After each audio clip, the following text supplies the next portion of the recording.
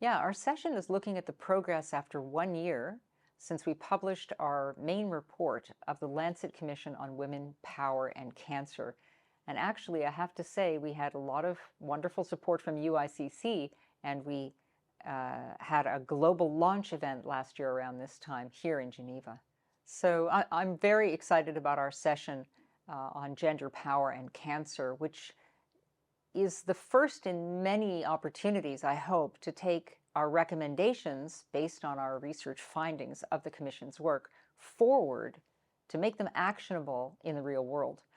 Now, that sounds like rhetoric, but we actually have a plan to do this. Number one, of course, is through dissemination activities with colleagues that are here at the World Cancer Congress and elsewhere.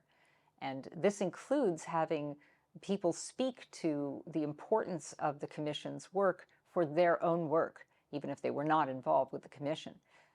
Case in point, we have Dr. Annie Shakarshvili, who's a senior advisor at UNAIDS, who's our keynote speaker tomorrow. And she will address some of the issues around her work on behalf of UNAIDS for women and girls, particularly those who are structurally marginalized. The Commission is often thought of as dealing primarily with women. Of course, that's correct.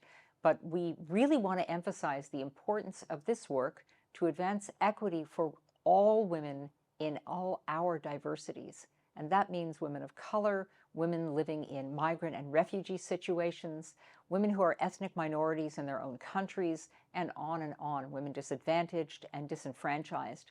And that is really what we mean when we talk about this as being an intersectional feminist framework for cancer.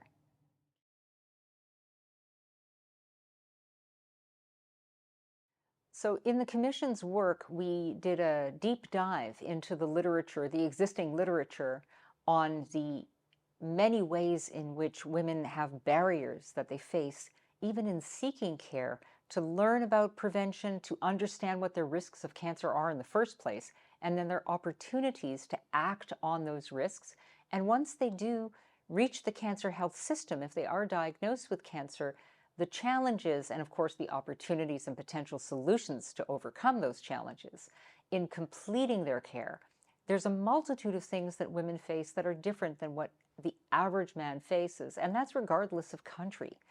For example, women are still primarily the providers of care for their own family members, including children, but also elderly parents. So the work of the Commission addressed that component, the unpaid caregiving workforce, which is primarily performed by women in every country. What would it be like if we could estimate the value of that unpaid caregiving, for example? That's just one sort of data set that came out of the work of the Commission.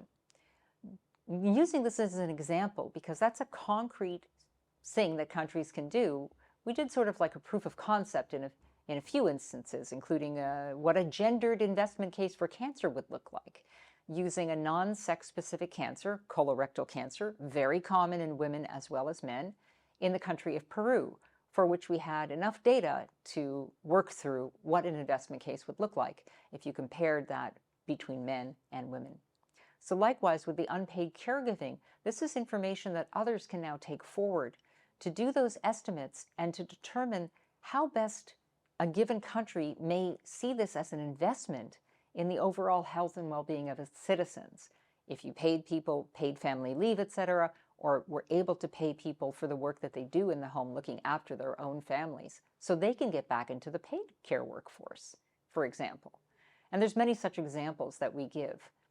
We're also working on a set of indicators. That sounds boring and dry, but it's not. These are metrics for which there is benchmarking data, some which we generated in the research, that is the Commission's work, some which already existed, but have not been sort of reported in a systematic way using gender and intersectional elements. And so our overarching recommendation that sex and gender needs to be considered in all aspects of cancer research, practice, and policy making. That's really what we're getting at. And we're soon going to show some indicators that people can use, different stakeholders, including multilateral organizations, researchers and research funders, civil society, and the private sector, as well as, of course, hospitals, universities, etc., to take these individual opportunities into their own workspaces and their own policies. I'm very excited to get almost on a weekly basis requests or information sharing via email or text, or sometimes I see a notification that the Lancet Commission was mentioned in either a news story or in the gray literature or the regular published literature, of people actually taking the findings and or the recommendations into their own work. There's an opportunity, for example, one of my colleagues, co-chair, Dr. Isabel Sorio-Mataram, who's the deputy head of cancer surveillance at IARC, at the WHO's International Agency for Research on Cancer, she spoke in a parliamentary session last year after the report was published during Gender Equality Week as part of the European Parliament's Health Sant Committee. That was very exciting for us, and we hope to see more actions in the policy sphere to drive things forward. Who knows, maybe one day we'll see a resolution either in individual parliaments or at the World Health Assembly that can address some of these, really urgent topics that, by the way, are not only concerning cancer.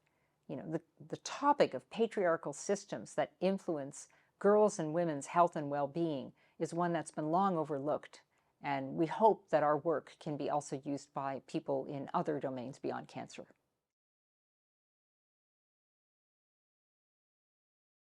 There's a lot more going on in the background, and it's not for me to say what other organizations are doing, but I would suggest that people stay tuned, keep your eyes open, look at our website, the Women in Cancer Commission website, or at the US NCI Center for Global Health, where we have a page under Partnerships and Dissemination dedicated to the Lancet Commission on Women, Power, and Cancer for updates.